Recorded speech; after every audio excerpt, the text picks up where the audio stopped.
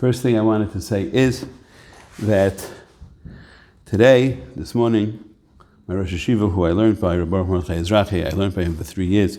So he was nifted this morning. So I'm not saying a hesped because the Levaya wasn't yet anyway. It's just a little Divrei Zikaron. I learned it for 3 years.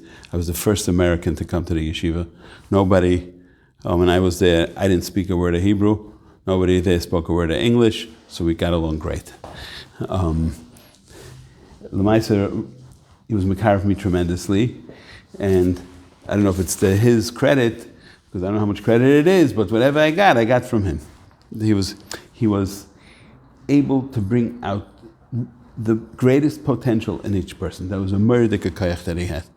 And it wasn't so much by talking to you, but it was by showing you. He was able to just show the way. And 20 years ago, I went to what they call a Kinus Boigrim, like an alumni dinner. So I happened to be in Eretz Yisrael when it happened. So I saw all the guys that I knew from 25 years before. I went there in 1976 when he first opened the yeshiva. And I can tell you, Mamish, every single person who was there was either Rosh HaBezdin or Rav of a city or Maggid Shir in the yeshiva or Mechabes Farim. They were all future Gedalim. And that was Mamish his koyach, that he was able to bring that out, to bring people out to their fullest potential. He had a camp. It was called Tnuat B'nai Torah. What he did was he got kids from the Mizrahi yeshivas, teenagers, who were going to go to the army and go to work and stuff like that. He literally changed thousands and thousands of kids and turned them into emes B'nai Torah. And some of the people you hear today, they started off like as a Mizrahi, and nothing against them. They know how to learn and everything else. In case somebody hears this tape, so I can't say. But just saying, we made them into real B'nai Torah. So that I just wanted to say one line about that. The other thing I wanted to say before I even start is that the Matzah in Eretz Yisrael is still what it is, and everybody's looking for tikkunim and skulas, and it's all very nice and beautiful, but you can't lose focus of the Ikke. I said it last week, say it again, the Ikke is animama, v'nushalema. We don't know cheshbonis, but the kol man da'ovid rachmana is l'tav avid. We don't know what the cheshbon is. Maybe the din should be much worse. Maybe the din shouldn't be as bad. We don't know. So all we can say is that hashlech al Hashem yahavcha. Throw all your pekelach, throw them under Rabbanan Shloim. Hu yichal kalecha, he will take care of it. And what's yahavcha is spelled Yud Kei Beis Chaf. Yud Kei Beis Chaf is not yahavcha only, which means your pekelach, but yahavcha means ka Yud Kei b'cha. When you have the Kutchabrichu inside you, then you have a good emunah shalem. That was the introduction. Now I just want to say like this. I don't have a chumash here, so pass me the chumash a second behind you. It says in Haftarah Vayigash. Don't really need the makar, but since I know it, so I'm going to say it.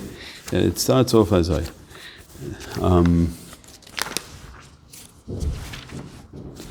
it says like this: V'ata ben Adam, kach l'cha eitz echad, u'ksoiv olav l'Yehuda l'vnei Yisrael chaveirav, v'lokach eitz echad, u'ksoiv olav l'Yosef eitz Ephraim, v'chol beis Yisrael chaveirav, v'karav oisam echad el echad l'cha la'eitz echad v'hoyu la'achadim b'yadecha. In other words, they all will become one, right? So, what is the pasuk trying to tell us?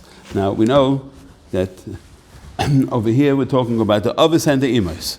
Right? So Avraham, Yitzchak, v'Yaakov. If you take the Osius of Avraham, Yitzchak, v'Yaakov, is how many Osius? 13 Osius is Avraham, Yitzchak, v'Yaakov. As you know, 13 is Gematria Echad.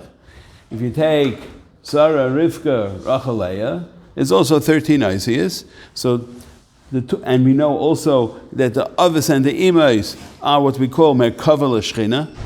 Right? So you see that each one is 13, and 13. V'hayu la'echad, v'hayu la'achadim. What was the lashon of pasuk again?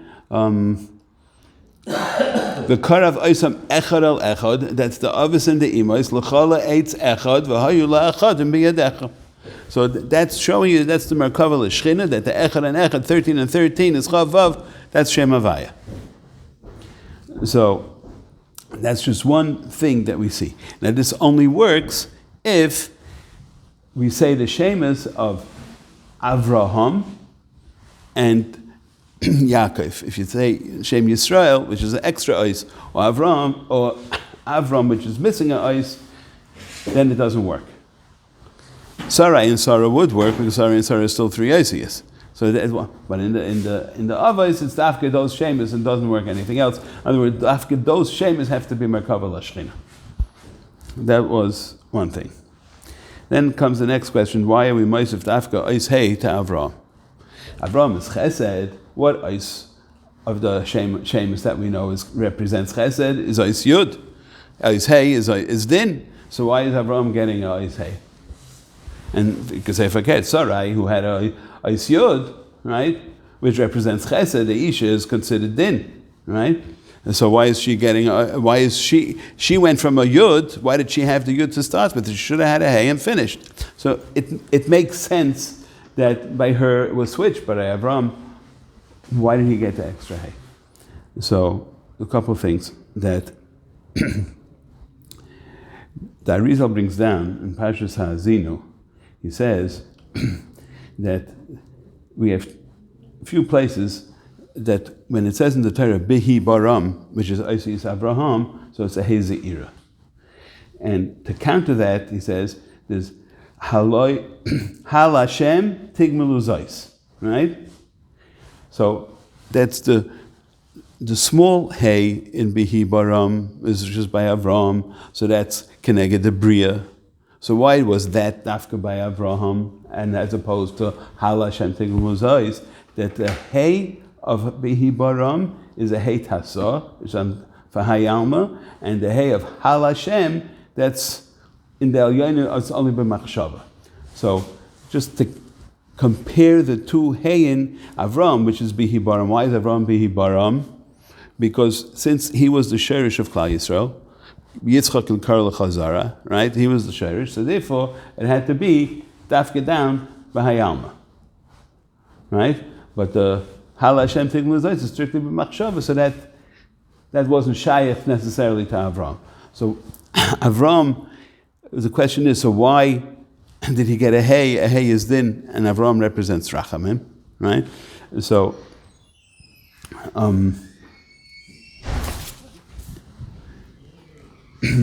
part of it is that when Avram, when he went from the hay, as we know, is open. So the fact that the hay is open is that the Baalei Tshuva have a makom knisa. When it said Avram, so I think it's the Medrash says it's Aver Mem, that the Aver of Moilid was a Mem Stuma, that Avram didn't have the ability to be Moilid. Then came the name Avraham, which is Pasuach. So then that Mem became it's not an endemem anymore, it's not a Mem Stuma, it's now a Mem Psucha, right? So that represents the opening of the Aver of Avraham. So first you have to be Meisafel Ice to it, so because then it shows you that the Aver is an Aver Pasuach, right? And it's also Dafka Hey, because first of all, there is an element of Din, there is an element of Chesed in every Hey, and just like Avram, he had L'maisa Yishmael, so in order to keep Yishmael out of the picture, there had to be an element of Din. So that's why you had to have a Hey in order to keep that part off. And also, he wants to show you that it's brought down in the Medrash, I forgot which Evarim, but Rashi brings, I think it's Rashi, that he was missing 5 Evarim, and he got those 5 Evarim, and what's those 5 Evarim? It's Keneged the Chamisha Chasadim, and that you see, Dafka in the hay. I think that'll be it for today.